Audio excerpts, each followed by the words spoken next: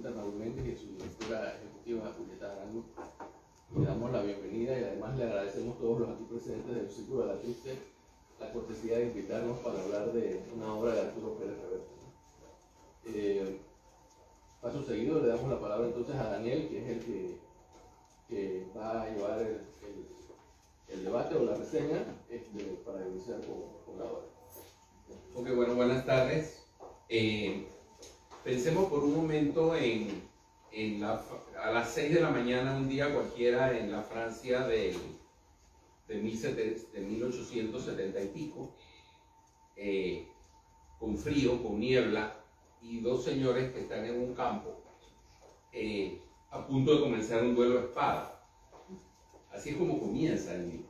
O sea, el libro Hombres Buenos comienza con algo que no suena a hombres muy buenos. Dos hombres que están a punto de hacer un duelo a primera sangre. Se lo estaba explicando ahora a Helen cuando veníamos, que era donde había un árbitro que cuando alguien sangraba terminaba el duelo, siempre y cuando el que sangraba aceptara que él había perdido por sangrar y no quisiera seguir tanto él como el otro hasta morir uno de los dos. Esa era la historia. Entonces así comienza esta novela, que ahora vamos a hablar un poco de ella. Es una novela muy interesante. Primero les digo quiénes somos nosotros. Nosotros somos un invento de la profesora Berna Burrell, que en paz descanse.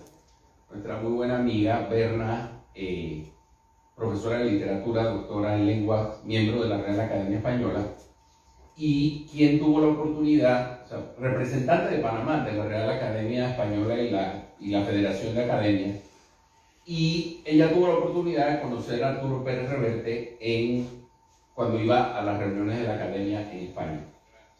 Entonces, junto con un grupito de gente que nos gusta mucho lo que escribe Arturo Pérez Reverte, un día se le ocurrió a Berna que nos reuniéramos a comentar algo de los libros de Arturo Pérez Reverte, y desde entonces surgió lo que acabamos llamándole nosotros el Círculo de la Triste, que como ves, como un circulito es chiquitito.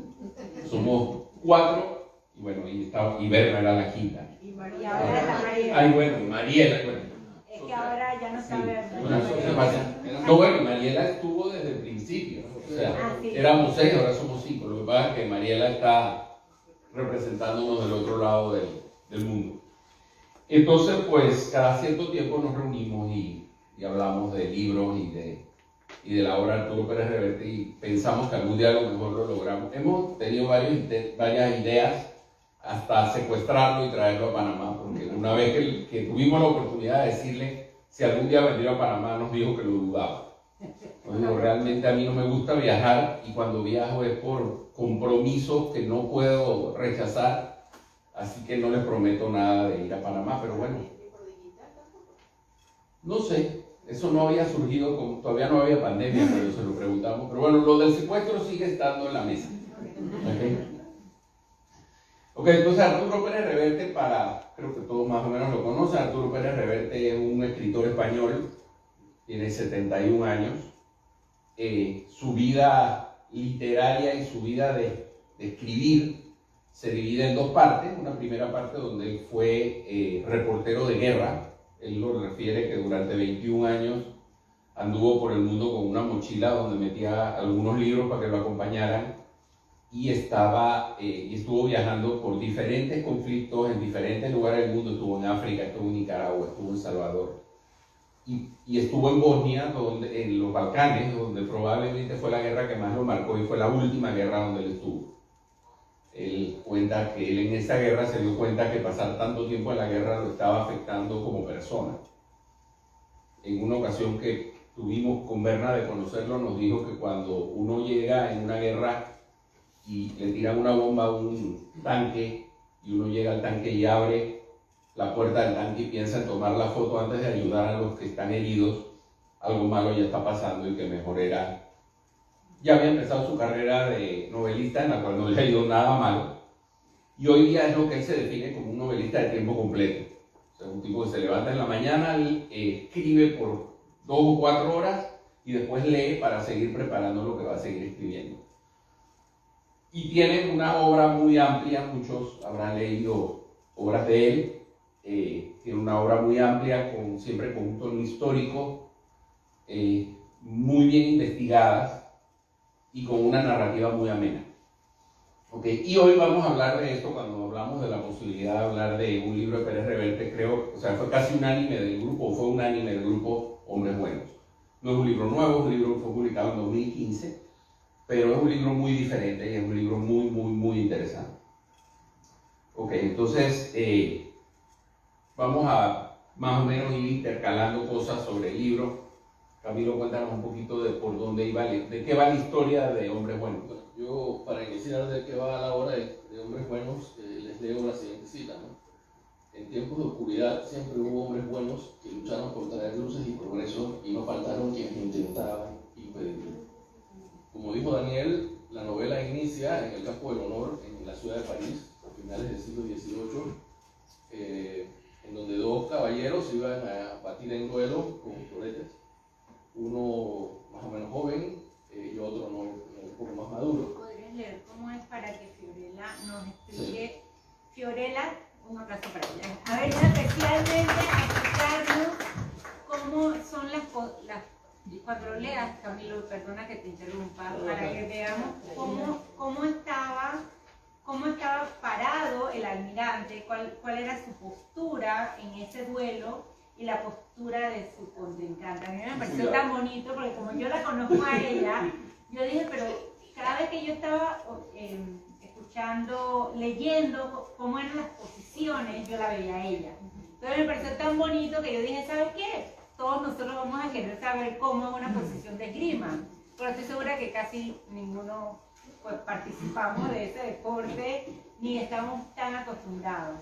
Antes ni siquiera había la ropa que tiene ella, así que cuando era a primera sangre era sin nada. O sea, te rozaba eso y ya o te desangrabas o te morías, porque realmente en esos duelos la gente se moría. Estamos hablando del siglo XVIII.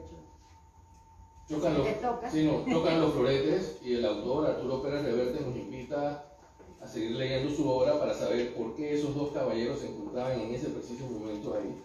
Estamos hablando, como les comenté, en la ciudad de París, en los años de la Ilustración, previo a la Revolución Francesa. Y la parte que es específicamente sobre las posturas dice lo siguiente: desde el grupo congregado bajo los árboles llega una voz y dos hombres que están en el prado levantan despacio los espadines, saludan brevemente, llevando uno de ellos la guarnición a la altura del mentón, y luego se pone en guardia. El más bajo apoya la mano libre en la cadera, adoptando una elegantísima postura de esgrima. El otro, el hombre alto, de los ojos acuosos y la corta coleta gris, tiende el arma y alza la otra mano, puestos casi en ángulo recto, brazo y antebrazo, con los dedos relajados y ligeramente caídos hacia adelante. Los aceros, al tocarse con suavidad por primera vez, se produce un tintineo metálico que suena nítido, argentino, en el aire frío del amanecer. Y como les dije, Arturo Reverte sigue diciendo: sigamos escribiendo ahora, comentemos la historia, sepamos que trajo a estos dos personajes hasta aquí. Gracias, Fiorella. Era diferentes posiciones, uno tenía una forma y el otro otra. Y bueno, la novela cuenta dos historias a la vez. La misma novela en sí, de dos hombres buenos, Hermógenes Molina y Pedro Zárate, que eran dos académicos de la Real Academia Española, a quienes se les comisionó ir a París a buscar una primera edición de la enciclopedia, que fue publicada en 1751. Por supuesto, en una ruta desde Madrid a París, parando por Bayona, que obviamente no son las mismas rutas que se utilizan hoy día, ¿no? Y teniendo en cuenta que la enciclopedia fue una de las obras más gloriosas del intelecto humano, fue un faro de luz que desarrolló por primera vez el pensamiento crítico y la racionalidad. Una obra desde que se ideó hasta que se publicó su último volumen, que fue el número 28, pasaron alrededor de más de 30 años, y que tuvo una cantidad de colaboradores, aproximadamente de 150 personas, entre los que se encontraban Diderot, Voltaire, Rousseau, Marat, d'Alembert, yo los tengo aquí, los más, Voltaire, Diderot, Rousseau, Montesquieu, entre muchísimos otros, ¿no? La segunda, bueno, y además pues toda la saga que estos académicos pasaron, los grandes peligros y riesgos que vivieron en esa ruta Madrid-Bayona-París y de vuelta, con todo lo que conllevaba en aquellos momentos, ¿no? Y también la segunda historia que nos cuenta el mismo autor de cómo nació la idea de escribir sobre la enciclopedia y cómo llegó la enciclopedia a los anaqueles de la Biblioteca de la Real Academia Española, en una conversación que él sostuvo con un académico que se llama Gregorio Salvador, que según Arturo Pérez Reverte es el único académico al que todavía trata de usted, por el respeto y la edad que tiene el señor. Y un día, caminando por la biblioteca de la Real Academia Española, él ve la enciclopedia en los anaqueles, se acerca, la toca con la punta de los dedos, palpa el empastado, el alto relieve de las letras, hasta abre un tomo y lo huele, y empieza pues todas sus preguntas con respecto a cómo llegaron esos libros ahí, y ahí nace la historia que bueno, se ve reflejada en la obra que se llama Otros Nuevos. Ok, pues eso es la historia. ¿Y cuándo ocurre la historia? Esto nos va a contar un poco de cuál es el marco temporal, porque para entender bien lo que refiere la historia, hay que entender el marco temporal en que esto ocurre, en esa época en París. Sí, hola. Y efectivamente, la historia tiene lugar en el año 1781, en España y en Francia, sobre todo en Francia, ¿no? Entonces, para entender un poco, aparte de que todos sabemos que pocos años después ocurrió la Revolución Francesa, etc. ¿Cómo estaba Francia en ese momento? O sea, Francia había perdido la guerra anterior que había tenido con Inglaterra, que se llamó la Guerra de los 7 años, que duró de 1756 hasta 1763. Está catalogada como una de las, si hubiese ocurrido en el siglo XX, lo hubiéramos llamado una guerra mundial, porque hubo batallas en Europa, en América del Norte, en América del Sur y en Asia, en la India. Y Francia, que estaba aliada con España, etc. Y bueno, esto lo pueden buscar en Google, ¿no? Francia perdió una guerra muy costosa y además, pues la derrota fue, de ahí por ejemplo, Francia perdió Quebec, ¿no? Hoy en día sabemos que, bueno, la parte francesa del Canadá, donde todavía se sigue hablando y pensando en francés, pero eso lo perdió Francia en esa guerra. Y en 1781, después de perder esta guerra tan costosa, estábamos en el medio de otra guerra, era la guerra de independencia de los Estados Unidos.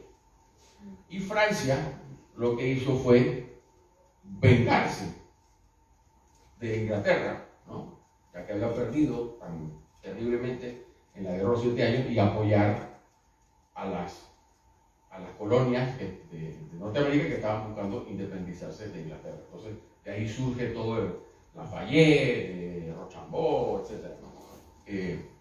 España también lo hizo, no nos olvidemos también que había un pacto de familia entre Francia y España, porque era la misma familia la que gobernaba, los Borbones gobernaban en ambos países, ¿no?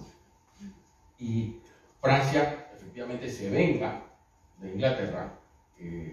Inglaterra pierde la guerra, las 13 colonias se independizan, formando lo que a partir de entonces fue Estados Unidos, ¿no?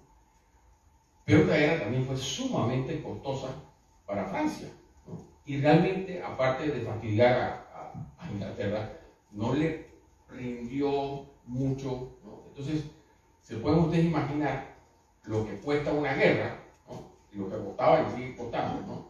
Entonces, eso es un tema. El otro tema es que En Francia la población había aumentado significativamente durante esa parte del siglo XVIII.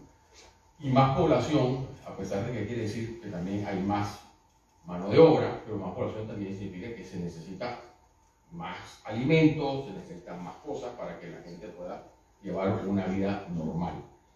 Y no siempre las cosechas eran muy buenas, no es como inclusive hoy en día eso no pasa, pero en aquellos tiempos era todavía mucho más variable en la productividad de las cosechas, ¿no?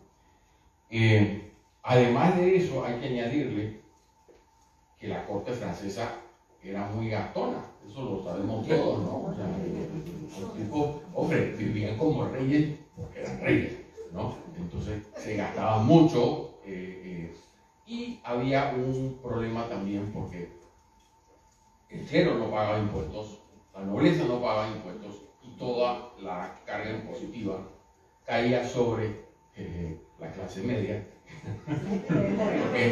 Los burgueses, mucho. la historia se repite en espiral, pero no sabemos si va para arriba. Entonces, todo esto evidentemente le pone una presión muy grande al gobierno de Francia, ¿no?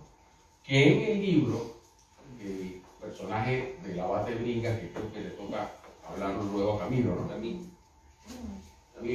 O sea, entonces había este sustrato, ¿no?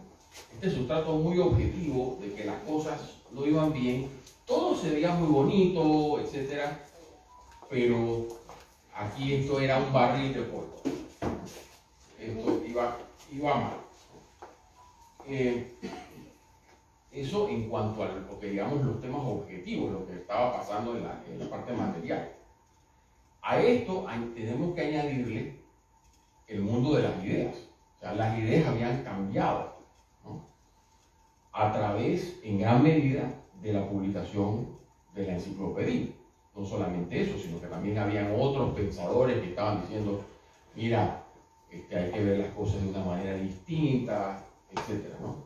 Entonces, los filósofos de la Ilustración empiezan, como quien dice, a prender la mecha y acercarla a ese barril de pólvora, ¿no? Y Francia no era lo que nosotros hoy vemos, o sea, que es un país muy unitario, muy centralista, etc. En realidad, los franceses solamente tenían dos cosas en común: súbditos del rey y católicos. No tenían, o sea, había regiones de Francia donde hablaban diferente, pensaban diferente, las leyes eran distintas, o sea, estaba todavía con una cierta herencia feudal donde dentro de cada una de esas áreas las cosas eran distintas, ¿no? Entonces, vienen estas ideas de la Ilustración y atacan todos esos principios, ¿no?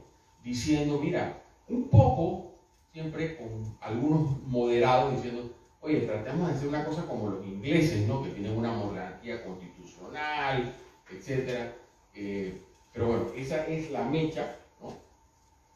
Que prende el barril de pólvora, ¿no? Entonces estamos en un momento donde, y en el libro lo menciona mucho el abate, ¿no? Todo pareciera estar tranquilo, todo pareciera estar normal, pero allá abajo está todo esto calentándose, ¿no? Y bueno, ya sabemos después lo que pasó, pero los académicos llegan a ese París de 1781 y se encuentran con gente como Benjamin Franklin, ¿no? Que era el embajador de los nacientes de Estados Unidos en Francia, con Marat, ¿no? Que bueno, que como casi todos los grandes revolucionarios no terminó muy bien, ¿no? A ese no lo guillotinaron, pero lo mataron, lo apuñalearon, ¿no? No, fue una opositora muy fuerte de la revolución que lo agarró a puñaladas.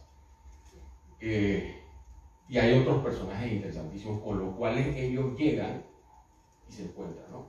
Leclerc, que es un científico D'Alembert, que ya lo mencionamos, que es uno de los principales, así por Condorcet, que es un matemático, Philidor, qué interesante porque Pérez Reverte es muy ajedrecístico, ¿no? Entonces es un ajedrecista que era considerado el mejor ajedrecista de su tiempo, ¿no? Eso también hay que hablar un poco de dónde venían. Ellos venían de España, ¿no? Que se consideraba más atrasada que lo que estaba Francia, pero que tenía quizás, y eso lo recalca mucho Pérez Reverte, no solamente en el libro, sino en muchas de sus conferencias, que tenía quizás la generación más capaz para gobernar el país, que estaba dirigido por el rey Carlos III, que, bueno, el sobrenombre que le ponen es el mejor alcalde de Madrid, porque hizo muchas cosas, pero claro, era un tipo que no llegó a rey de España sin haber tenido experiencia. Antes de eso había sido rey de Nápoles, antes de eso había sido duque de Parma, o sea, y era un momento en el cual ellos quieren traer la enciclopedia para poder empujar más ese progreso a futuro que ellos veían en su país, ¿no? Entonces ese es más o menos el contexto histórico. Ya sabemos que 8 años después el rey Luis XVI tuvo que llamar a los Estados Generales, se armó la Revolución Francesa, la toma de la Bastilla, y terminaron básicamente guillotinando a todo el mundo, incluyendo a los principales jefes de la revolución como Danton, Robespierre, Saint-Just, Dumoulin, y hasta el primo del rey Felipe Igualdad, que se había pasado al otro bando y no recibió porque todo no era lo mismo. Entonces ese es el contexto en el cual vemos llegar, y es en ese sentido, yo creo que además de buenos eran gente optimista. Eso es importante en este momento, doctor. Ok. Entonces ya sabemos qué pasa y cuándo. Vamos a conocer un poquito, vamos a hablarles un poquito de los personajes. Los personajes, como todos los libros de Pérez Reverte, los personajes son personajes muy fuertes, muy bien desarrollados. Uno llega realmente a conocerlos. Uno a veces piensa como si uno los conociera. Entonces vamos a dividirnos en los hombres buenos y los hombres malos. ¿Okay? Entonces Reina, que está enamorada de uno de los hombres nuevos, bueno, ya lo confesó el otro día. Entonces Reina nos va a hablar de los hombres buenos. Bueno, sí, ¿para qué decir que no? Sí. Después me dijo Daniel que realmente yo estoy enamorada del almirante. El almirante tiene entre 63 y 65 años más o menos, que es más o menos la edad de mi esposo. Es un hombre alto, delgado, con buen porte, o sea, ¿cómo no me va a enamorar? Entonces, habla mucho de los ojos acuosos, un azul acuoso. En un momento dado le pregunta una de las mujeres que aparece en la novela, que lo mira así profundamente y le dice, ¿por qué tienes esos ojos así como que no parecen español? Y como él era marino, dijo que es que el mar se lo había desteñido.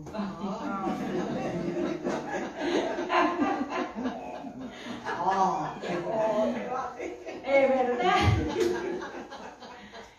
Él es un hombre, además de la parte física que le estoy diciendo, era un hombre muy culto, por eso precisamente era miembro de la Real Academia.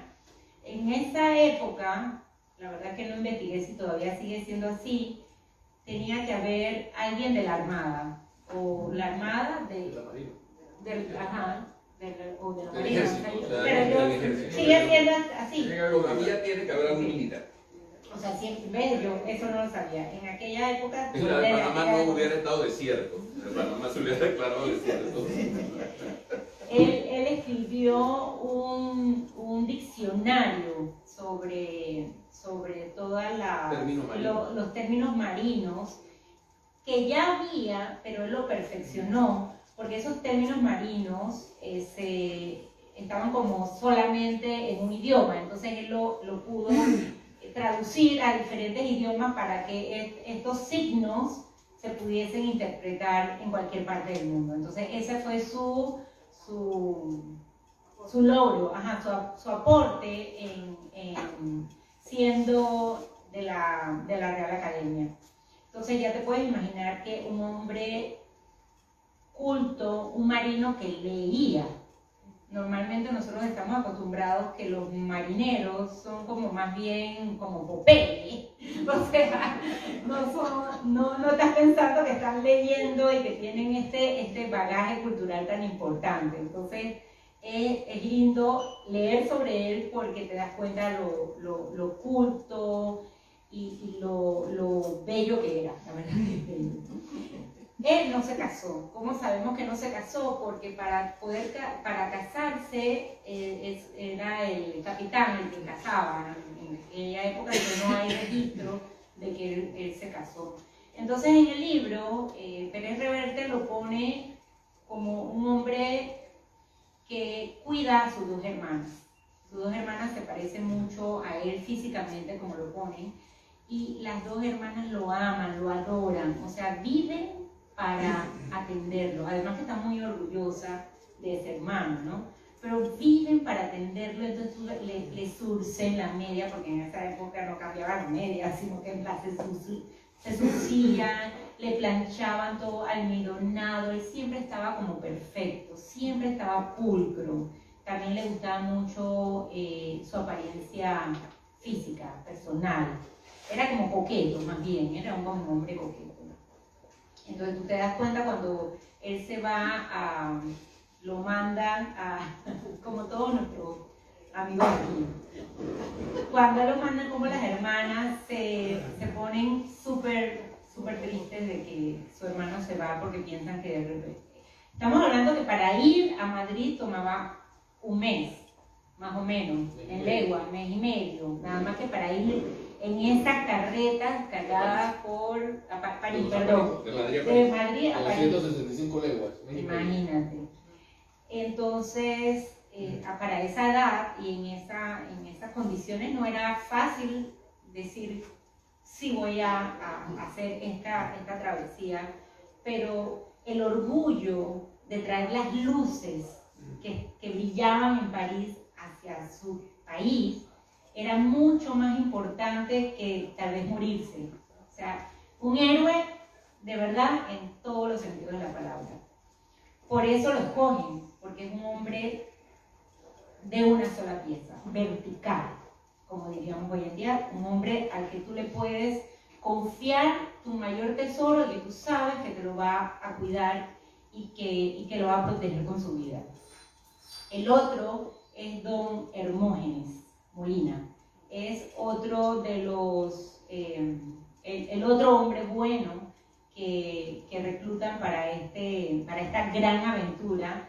Pobrecito, era todo lo contrario a... ya van a ver por qué es que yo no me enamoré de él. Bueno, él para más o menos estar...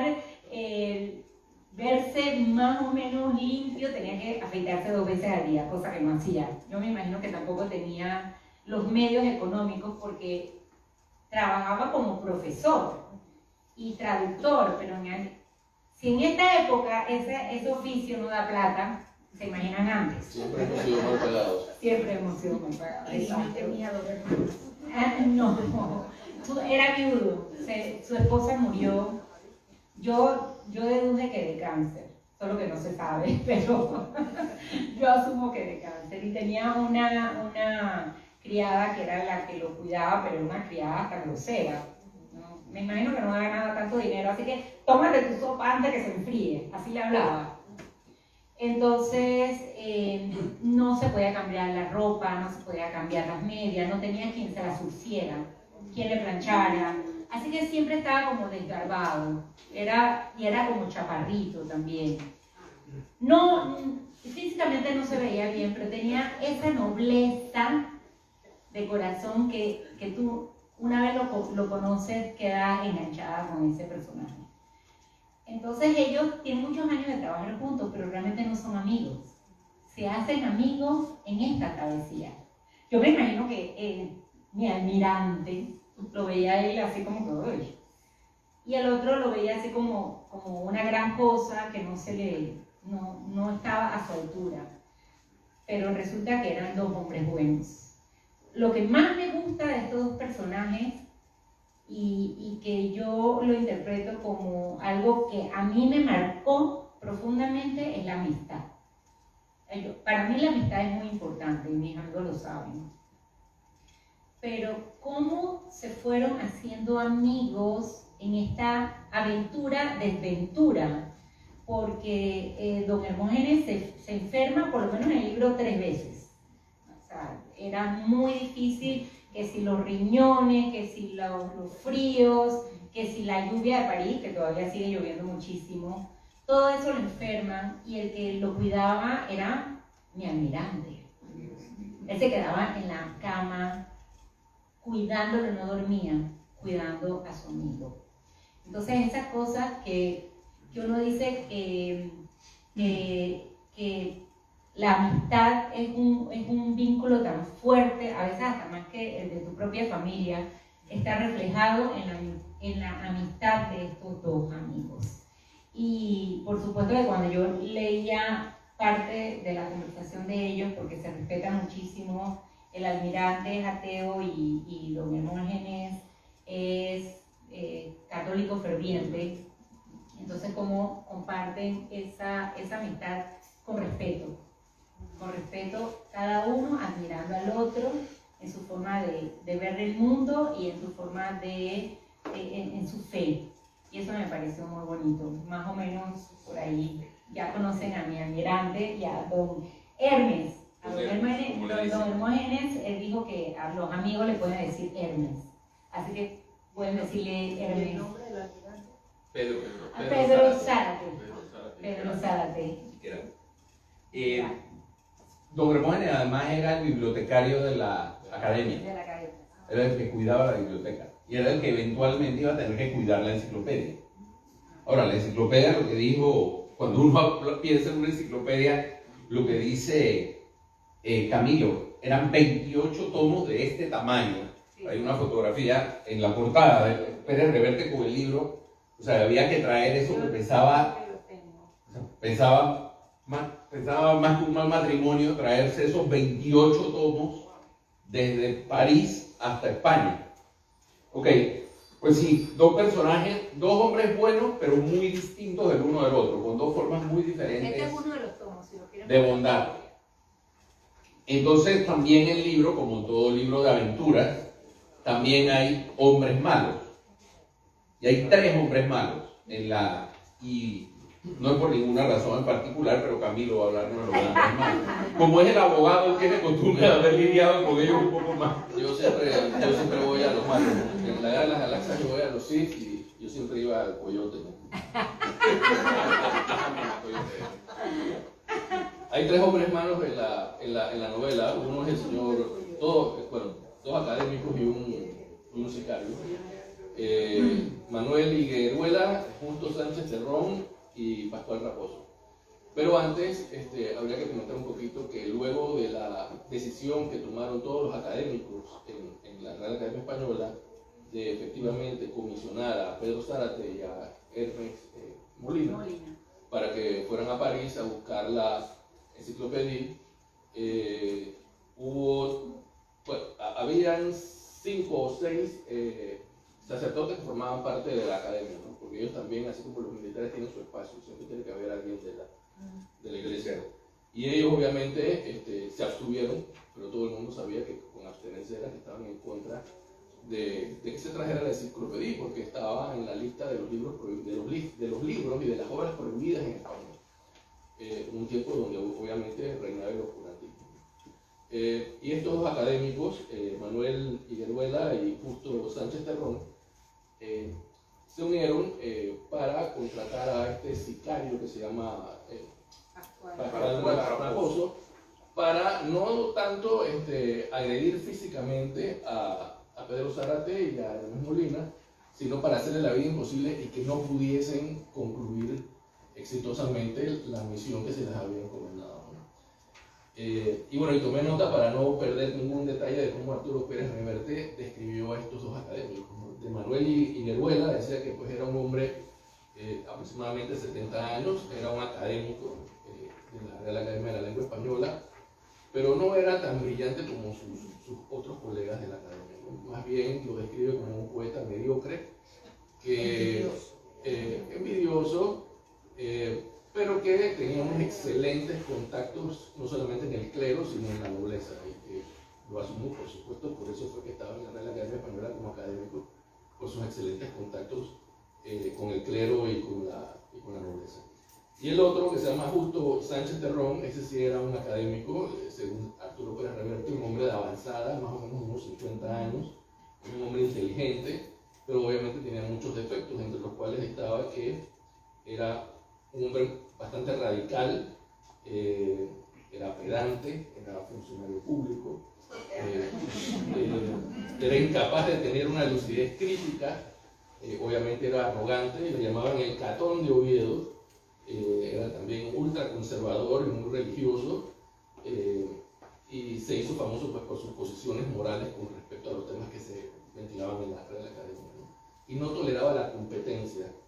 Era esa típica persona que siempre tiene la razón, que lo sabe todo y que todo el mundo está equivocado, ¿no? Yo creo que todos en nuestras vidas hemos conocido a personas como Manuel Higueruela que llegan a posiciones o obtienen cosas por sus buenos contactos, etc.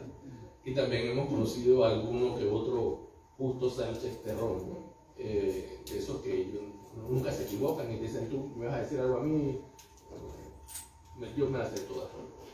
Y bueno, estos dos señores contratan los servicios de este sicario, mercenario, que realmente era un hombre malo, que no tenía respeto por la vida, se llama Pascual Raposo, un hombre capaz de hacer cualquier cosa, obviamente por dinero, quien se vendía al mejor postor para este tipo de trabajo, ¿no? Este Pascual Raposo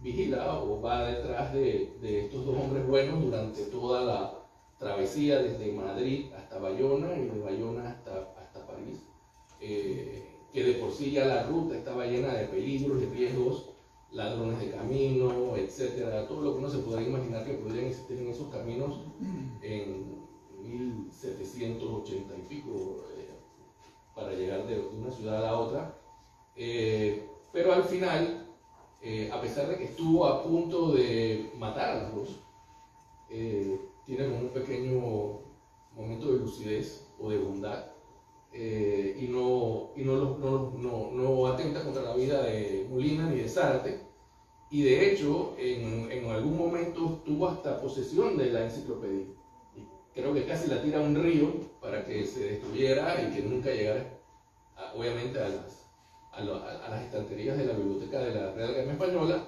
pero al final como que también tiene otro momento de lucidez y deja pues que estos dos hombres buenos tengan nuevamente la enciclopedia y la puedan llevar con éxito hasta las estanterías de la biblioteca de la Real Academia Española, ¿no? Y este personaje es muy de Pérez Reverte, ¿no? Él lo dice también en sus entrevistas. No todo es blanco o negro, hay matices grises. Él lo dice también muchas veces cuando explica sus experiencias en la guerra, que él presenció a mucha gente que realmente es mala, cometer actos de pura maldad, pero un par de horas después cometer actos altruistas, ¿no? Y ser hasta bondadosos con otros seres humanos o con animales. Y viceversa, ha visto personas que supuestamente tienen una reputación y una imagen de ser personas buenas o bondadosas y cometer los peores actos de maldad en el mundo, ¿no? Y esa es parte de la naturaleza humana, ¿no? Un día somos buenos, un día somos malos. Es tan humano como cualquier ser viviente que esté en una posición como esa, ¿no? Así que ahí más o menos Arturo Pérez Reverte dibuja en Pascual Raposo los personajes que a él ha confesado le gustan.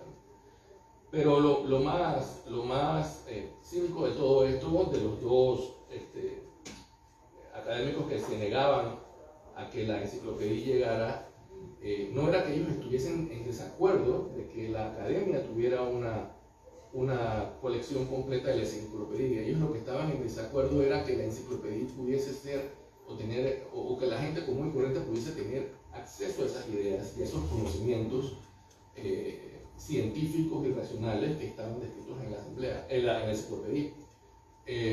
Ellos eran de la idea que estaba bien que viniera, pero solamente para el uso de gente como ellos, nada nuevo en el mundo hoy día, ¿no?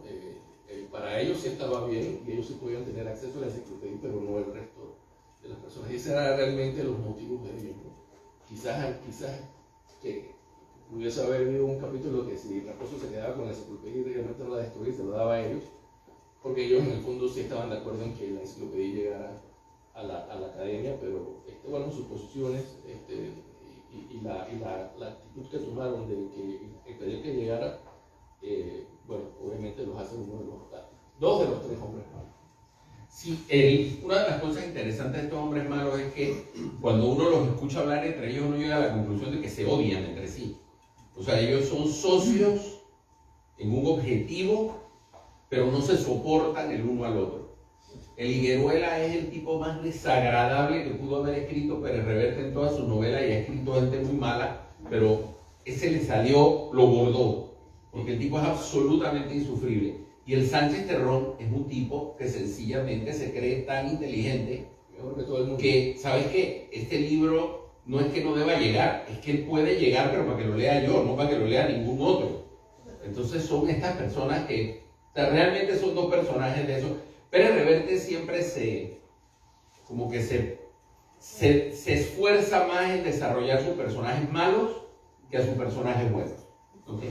Bueno, entonces hay otros dos personajes tremendamente interesantes, sobre todo uno de ellos en el libro, que es el abate Bringas. El abate Bringas es un personaje inspirado en una persona que sí existió, que se supone que es el abate Marchena, que es un español que se fue a Francia y que participó de todo el desarrollo de la Revolución Francesa.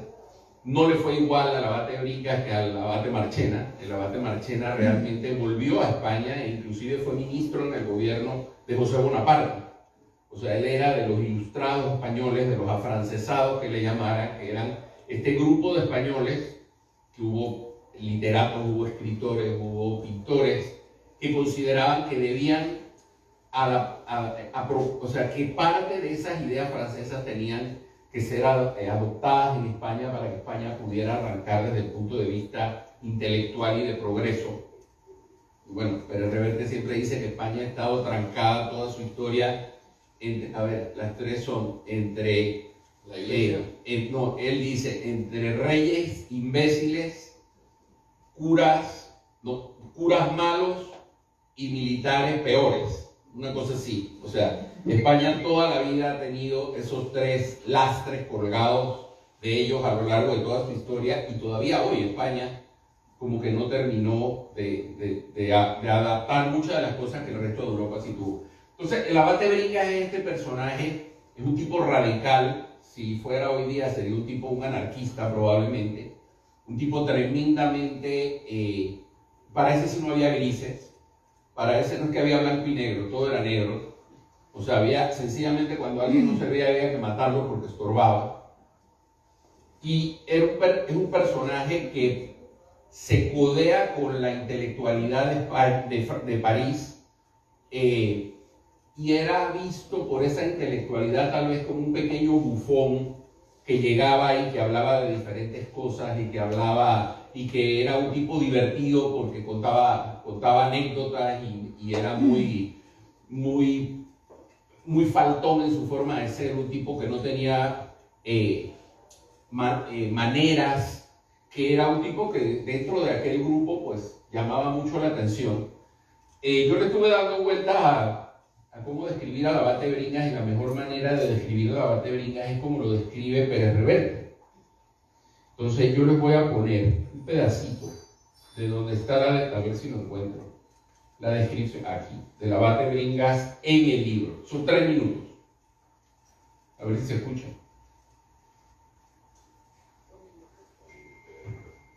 A ver si logramos que corra. Play.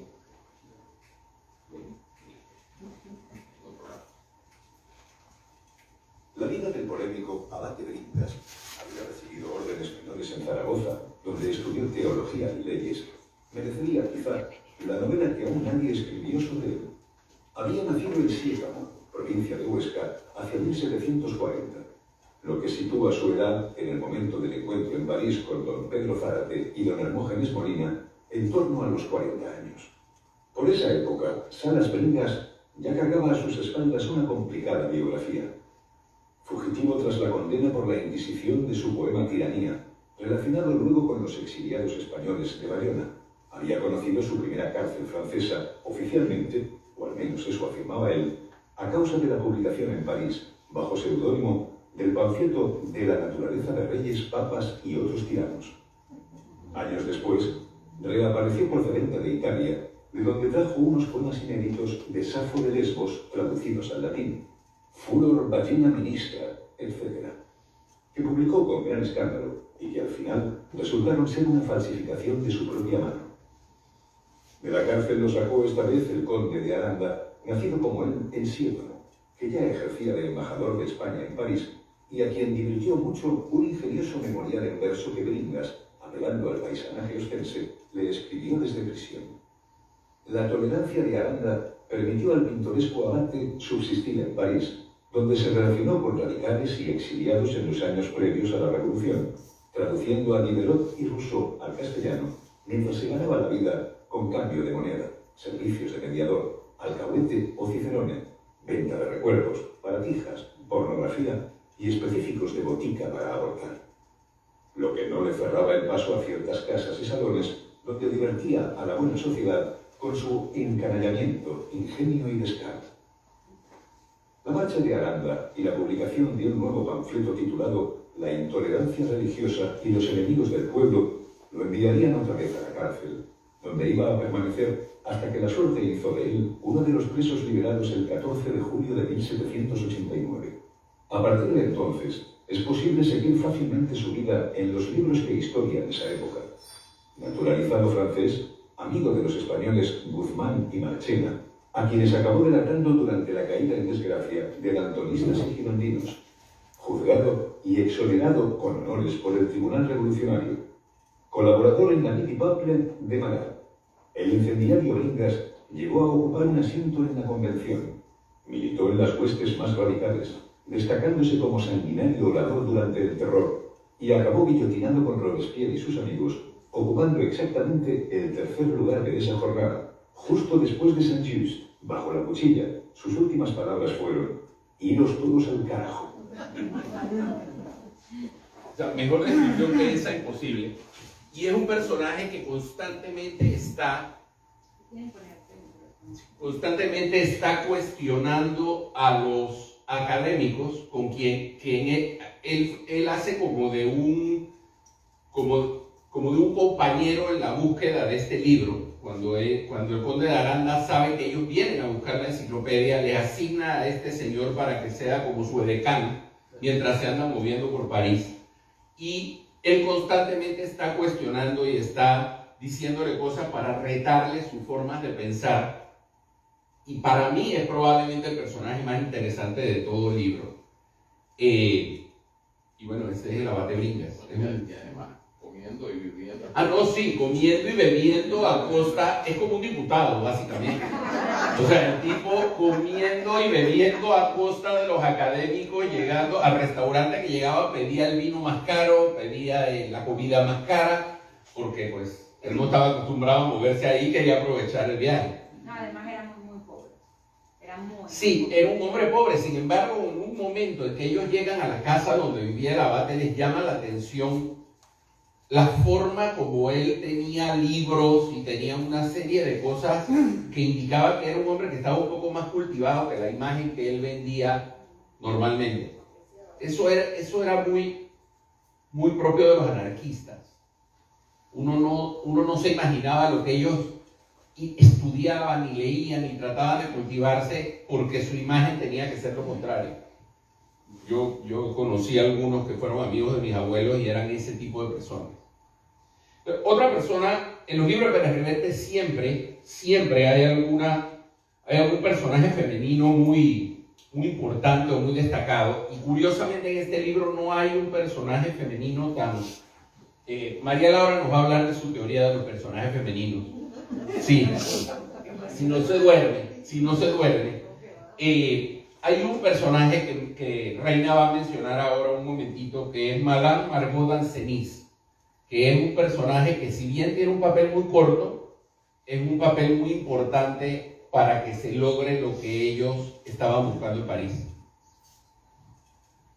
Aquí sí tuve que hacerme una batería porque es poquito lo que tenemos de ella. Así que la voy a... No, perdón. Todo esto es lo que dije que estaba estudiando. Ok, aquí está ella. Era una mujer hermosa. Ella era española que se casó con un francés. Entonces, aquí más o menos dice... Ella le gustaba... hacer tertulias en su casa. Todos los miércoles ella tenía tertulia en su casa, y todos estos personajes que han mencionado todos ustedes eran invitados a esa cena. Así que, además de que era una mujer hermosa, era una mujer inteligente. Entonces esa inteligencia, y además era una mujer pues casada con un hombre poderoso, así que ella podía... tenía una casa hermosa, divina. Entonces todos los miércoles tenía estas tertulias que no eran como el Círculo de la Triste, sino con buffet, con comida, habían hombres y había mujeres, todos gente muy interesante, muy culta. También estaba el peluquero de la época, que entonces era el que le daba el toque de chisme y de coquetería que nos gusta también a las mujeres. Entonces él hablaba de quién estaba bien vestida, quién no estaba bien vestido, mientras otros hablaban de ciencia, de física, pero ella se desenvolvía en todo, entre todos ellos. Era una mujer pues definitivamente interesante. Y resulta que ella tiene su esposo, pero tenía como su esposo pues le daba poder, pero realmente no estaban enamorados, y ella allí mismo en la cena tenía su propio amante. Entonces ellos se llevaban muy bien, todo el mundo ahí se llevaba muy bien. O sea, eso era muy francés. sí, muy francés. Open-minded. Decía por ahí el libro que nadie lleva mejor los cuernos como un francés. No sé si francés es aquí, pero así dice el libro, no lo dije yo. Ojalá no. Entonces, el almirante, que ahí me puse celosa, porque como que le cayó bien Margarita. Sí, exactamente, le cayó bien. Y entonces, sí, en algún momento, el amante se da cuenta de que hay miradas, porque tú sabes entonces se dio cuenta de que estaba como estas miradas así poderosas y ese intercambio de intelectualidad, que entonces a él lo van como le va llamando la atención de que aquí está pasando algo. Y efectivamente pasa, porque es precisamente que ahora mismo se me olvidó el nombre de él, tendría que buscarlo, pero para eso me tengo que poner los lentes y ya no lo quiero hacer. Este personaje, que es el amante de ella, es el que reta a don Pedro Zárate al duelo. Que vimos, el duelo de espadachines, es mi novio, el almirante, con el amante de Margarita. Exactamente, porque tienen una discusión, pero toda esta discusión era más bien por celos. Creo que si no hubiese sido porque Margarita estaba allí y por los celos, ese duelo no se habría hecho. Pero así mismo es, y ella, me lo voy a tener que poner porque es súper importante esto, ella sí... La historia de ella está basada en una persona que sí existió. Aquí está. Se llama Teresa Cabarrús. Es Madame Tallien.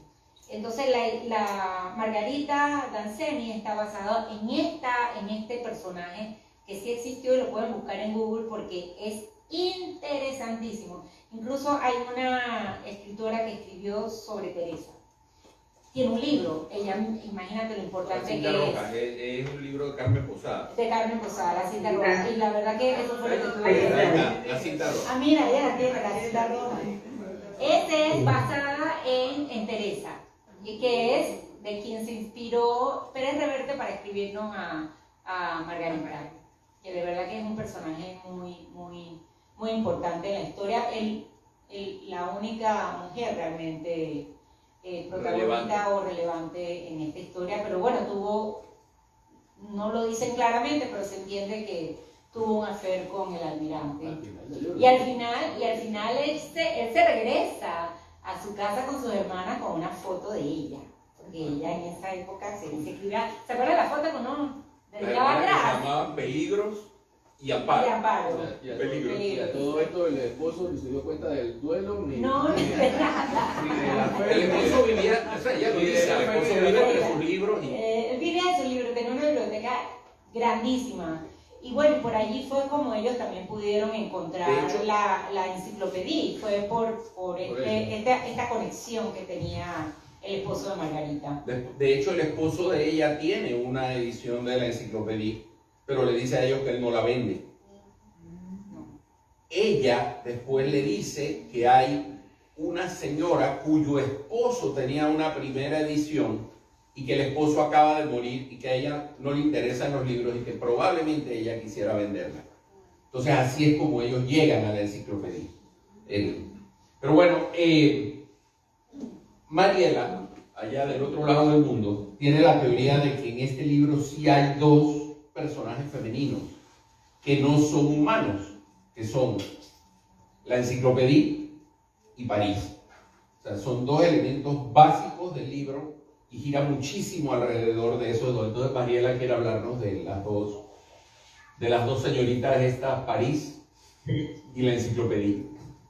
Y muchas gracias y saludo a todos los amigos que estoy viendo allí con mucha alegría, ya que son las 3 de la mañana. La enciclopedia, como bien han dicho mis compañeros de círculo, del circulito,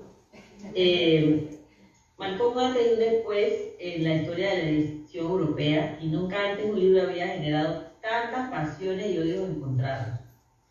Fue un proyecto de sistematización del conocimiento que aglutinó a uno de los mejores intelectuales de su tiempo con la intención de difundir los principios de universalidad, verdad, humanidad, autonomía de la razón y laicismo. Ahí es donde le enreda. Como bien dijeron anteriormente mis colegas, eran 28 tomos, ella estaba fue impreso creo que en Suiza, con Daniel, creo que la impresión era tan delicada que tuvo que ser impresa pues fuera de París, y pretendía democratizar el saber, poniéndolo al alcance de todos, una idea cuya edición iba a poner en cuestión. No en vano, la gruesa edición de Diderot sería un folio y a un precio muy elevado, con lo cual la obra iba a quedar reducida a la República de las Letras, una selecta minoría de intelectuales repartidos por toda Europa, algo que chocaba con los ideales mismos de la enciclopedia de universalidad. Pero, como ocurrió con otras grandes obras de los filósofos, la imprimieron pues en Suiza, como dije, y encendió la mecha de algunas conciencias europeas. De hecho, en 1759 el Consejo de Estado francés prohibía la impresión de la primera edición, siendo incluida la obra en el índice de libros prohibidos. En España, por su parte, y pese a las prohibiciones, la edición circuló básicamente previa concesión de licencia y lectura de libros prohibidos entre las reales sociedades económicas de amigos del país. Yo quiero aportar en lo que han dicho mis compañeros de círculo, que la razón por la que Pérez Reverte escribió este libro, o la relación que tenía él, o el afán que tenía él con la enciclopedia, fue porque él había querido comprar en una biblioteca, o una librería, perdón, en París, una de las primeras ediciones impresas. Y estuvo a punto de hacerlo y luego la vio en casa de uno de quien finalmente la adquirió. Entonces, cuando se dio cuenta, cuando él se tropezó con esa edición, se dio cuenta que era el tema de su próxima novela y empezó a la pesquisa de cómo había llegado ahí, quién la había traído y de qué manera. Entonces, los enviados a conseguir esta valiosa obra por la que arriesgaron sus vidas eran, bueno, ya lo han dicho, dos académicos, pero lo interesante del asunto es que cuando finalmente se les autoriza a estos dos hombres, uno de ellos el novio de Reina y el otro el Hermógenes, la autoridad eclesiástica de entonces, y en el acta dice que se autoriza a dos hombres buenos, y eso es muy interesante, ¿no? Que se le haya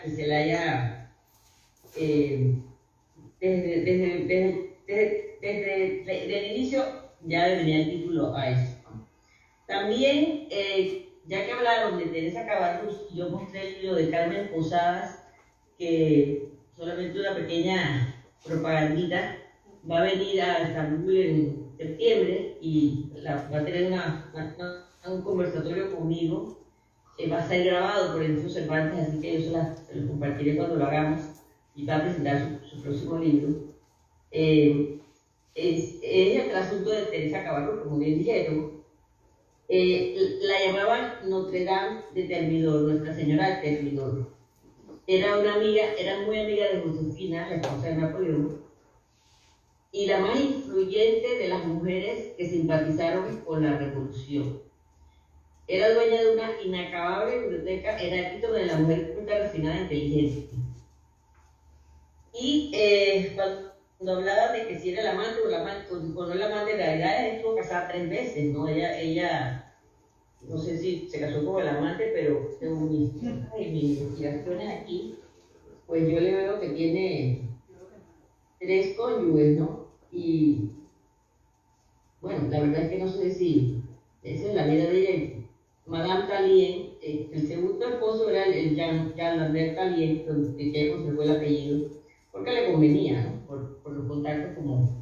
Y es muy bonito la relación que ella tiene con el brigadier.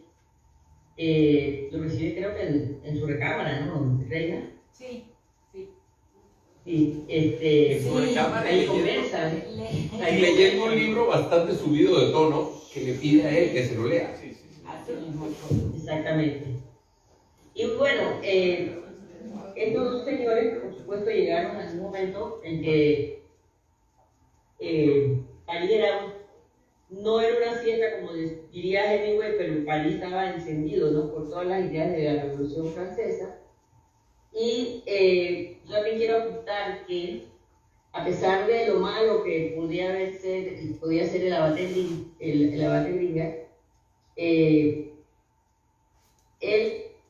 ayudó a los académicos, a los 2 hombres buenos enviados por la Academia Española, a culminar su encargo con éxito.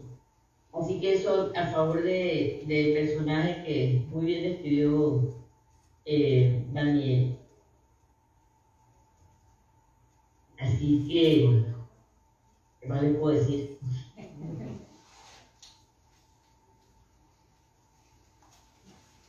Ok, Bueno, hay un comentario que la enciclopedia que quería comprar Arturo Pérez Reverte, creo que en el libro sale que el que se le adelantó fue Pedro J. Ramírez, que es un periodista muy influyente y conocido en España, que fue el director del Mundo y que ahora tiene su propio periódico que se llama El Español, ¿no? Y casualmente él tiene un documental en donde lo entrevistan en su biblioteca y enseña la enciclopedia. para darle envidia a Pérez Para Reverte. darle envidia a Arturo Pérez Reverte. Ok, bueno, para terminar, hay un tema, no sé, los que hayan leído el libro, no sé si todos lo leyeron. Este libro tiene una característica muy interesante en su narrativa, que Otto va a explicar ahora. Es un libro que realmente lleva 2 historias, una al lado de la otra. Y esa segunda historia es interesantísima para quien pueda tener interés en cómo se escribe un libro. Sí, efectivamente, es un libro pero realmente son dos historias. Es una novela, que es la novela de los dos hombres buenos que parten de Madrid, van a París para conseguir la enciclopedia, y que están opuestos por los dos hombres malos y un sicario contratado por los hombres. Esa es la novela. Pérez Reverte pudo haber escrito eso y le hubiera salido un libro buenísimo, ¿no? Pero además de la novela, dentro del libro hay otro libro que es, o uno lo puede ver como un relato, como un cuento, o inclusive lo puede ver hasta como un ensayo, que es que te explica cómo fue que él, primero se le ocurrió la idea, que ya creo que lo acaban de ver, cómo se le ocurre la idea de esto, cuando va leyendo y cuando va preguntando por qué está en enciclopedia aquí, y luego cómo llegó, etc. Y luego, que es una característica de Pérez Reverte en todos sus libros, que él investiga mucho, ¿no? Y él en este caso le tocó investigar mucho cómo era un viaje de Madrid a París en 1781, que evidentemente no es lo mismo que en 2015 cuando él publicó el libro, pero y además se nota que disfruta porque hace el viaje. Entonces, por ejemplo, él llega a una población en España que se llama Aranda del Duero, ¿no? Y él dice, bueno, aquí tengo el mapa o el croquis de cómo era Aranda del Duero en 1790, pues que más por ahí, no me acuerdo, que más o menos debió haber sido en 1781. Y bueno, ya no se parece mucho, pero sí el trazado de la Plaza Mayor es el mismo, en fin. Entonces, es una cosa que por ahí leí que se llama metaliteratura, ¿no? O sea, que va más allá de la literatura. El escritor te cuenta cómo escribió el libro que te está presentando. Y eso en sí es una obra que no es independiente del libro, porque la novela sí pudiera ser independiente del relato, pero el relato no puede ser independiente, porque si no te está relatando algo que tú no conoces, ¿no? Y a mí me parece extraordinario, muy bien manejado. Lo vuelve a hacer Pérez Reverte en el italiano, que ahí veo que lo tienen. En el italiano hace lo mismo, o sea, no voy a hablar del italiano porque es otra reunión, ¿no? Pero en el italiano él no solamente narra la historia, sino narra cómo fue que él llegó, o sea, es una cosa mucho más reciente, cómo pudo ir y entrevistar a la gente que todavía había sido testigo presencial de las cosas que él narraba en la novela, ¿no? Y además de eso, creo que es muy, bueno, por lo menos creo que todos lo gozamos mucho, ¿no? Porque además te da como una especie de lección, ¿no? Y de que si tú vas a ir a conocer algún pueblo, alguna ciudad, si tú has leído previamente algo sobre eso, de qué pasó allí, inclusive puede ser historia real o puede ser una novela, pues no es lo mismo, ¿no? Y Pérez Reverte tiene esta habilidad increíble en situarte sin necesariamente darte el más mínimo detalle, en situarte donde está. Yo me acuerdo, por ejemplo, en la última que publicó de A la Triste, que sabemos que nos debe las que le faltan, pero bueno, vamos a ver si alguna vez la escribe, que es el Puente de los Asesinos. O sea, estás leyendo y te sientes en Venecia. Dices, oye, pero este tipo está narrando tan bonito, tan bien, ¿no? Que realmente te hace sentirte parte del paisaje. Eso es porque él investiga mucho, y en este libro lo interesante o lo más interesante de esa investigación es que te escribe cómo hizo la investigación, cómo llegó a escribir este libro y lo que tuvo que estudiar, lo que tuvo que investigar, los libros que tuvo que consultar, y los mapas también, claro que sí. ¿Y con quiénes se reunió para conseguir información? Claro, entonces, y claro, pasan por el libro varios académicos de la lengua, Víctor García de la Concha y Mariela quiere decir algo. Iglesia, etc. Al respecto de lo que estás diciendo, Otto, con toda la razón, Pérez Reverte es un autor que realmente investiga pero en in situ, vamos a ponerlo así, porque el puente de los destinos, él adora Venecia, y estoy segura de que él, y él se refiere en todos sus artículos, porque además es un articulista muy agudo, semanal, y no nos perdemos, en el ciclo no nos perdemos en ninguno de los artículos, pero así como adora Venecia, y como ha escrito y describe Venecia, y uno se siente en Venecia, así mismo se siente uno que está en París, hasta huele como uno huele en París, como yo veo en París, y las calles de piedra en ese entonces, y cómo chocan los cascos de los caballos. Pero vamos a poner el ejemplo también de otros libros que él ha escrito, que han sido muy famosos, y porque también muchos de sus libros han sido y están siendo llevados a series y a películas, y la que hizo más, digamos, más bulla fue La Reina del Sur. Y al respecto, él se iba a meter a las cantinas de los narcotraficantes en México, bueno, no fue acá, pero allá donde estaba el homero negro, ¿no? Como dirían los mismos mexicanos. Y él tiene un buen amigo que siempre presenta sus libros en la Feria del Libro de Guadalajara, que ellos narran así como muy jocosamente lo que ellos, él le pagaba las rondas a los narcotraficantes, y se hacía los shots de tequila, etc. O sea, él es muy responsable en lo que escribe, y no le vas a encontrar ninguna fisura. Cuando escribió aquel libro sobre los grafiteros en Portugal, se fue detrás de los grafiteros por los túneles de Portugal y lo vivió. O sea, la adrenalina esa él la siente, y por eso que puede escribir también. Bueno, llevamos hora y cuarto hablando.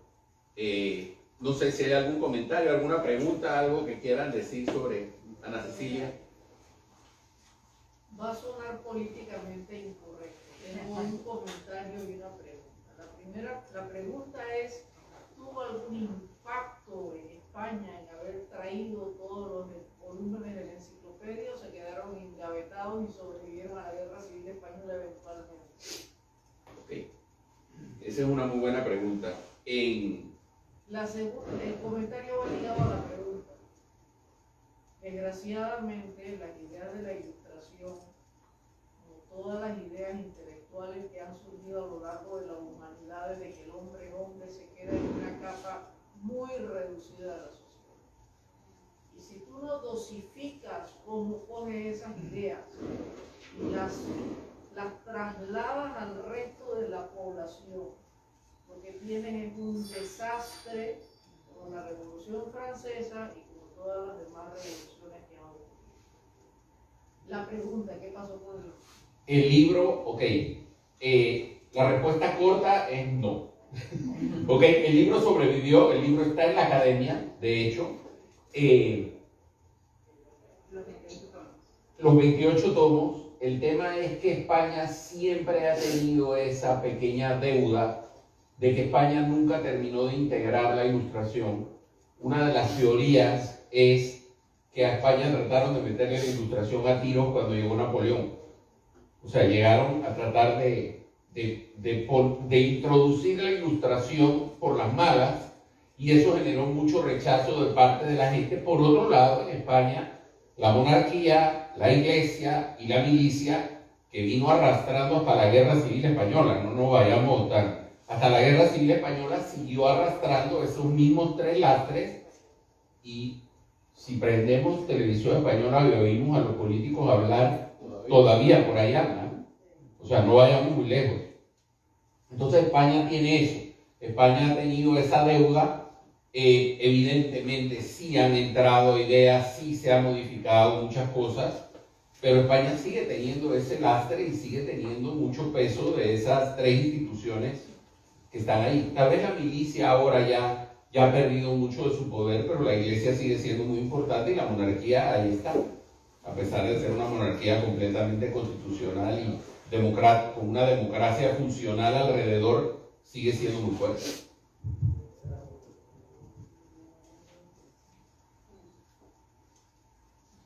Si no hay ningún otro comentario.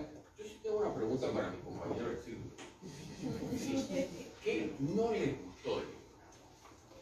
Porque no puede ser que leas 582 páginas y te encante cada palabra. Yo tengo una cosa que no me gustó, pero no la voy a decir hasta escucharlo. ¿Qué no te gustó? ¿Qué no me gustó? Sí, que no te gustó. Yo venía preparado para eso. A mí era una pregunta, eso me pregunto. No venía Porque el preparado. Pérez Reverte no es perfecto. Ah, no, o sea, Pero realmente yo aquí no estoy analizando, pero aquí yo no estoy analizando tanto a Pérez Reverte, estoy analizando a los dos. bueno, a ¿qué los no te dos gustó del buenos. libro? ¿Qué no me gustó del libro?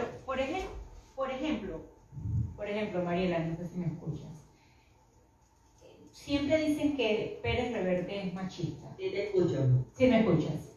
Hay como esa impresión de que él es machista. Incluso tengo una amiga muy querida que murió, que en paz descanse, que lo odiaba. Y la verdad es que yo siempre he amado a Pérez Reverte. Entonces, y decía que era por machista, pero realmente cuando yo leo a Pérez Reverte, tiene mujeres muy poderosas, muy fuertes, muy bellas e inteligentes. O sea, él puede conjugar muy bien las dos cosas, no las separa, y eso a mí me gusta mucho. En el caso de este libro, pero creo que es porque estamos hablando del siglo XVIII, donde las mujeres no tenían ese poder, lo tenían Margarita, pero al final era como una mujer, ¿no? Tenía que tener las costumbres de la época. Y eso es lo único que yo te podría decir, que hubiese querido que una mujer tuviera un poquito más de poder, pero bueno, ni siquiera había mujeres en la academia. Así que vamos a esperar. Todavía hoy es difícil que haya mujeres.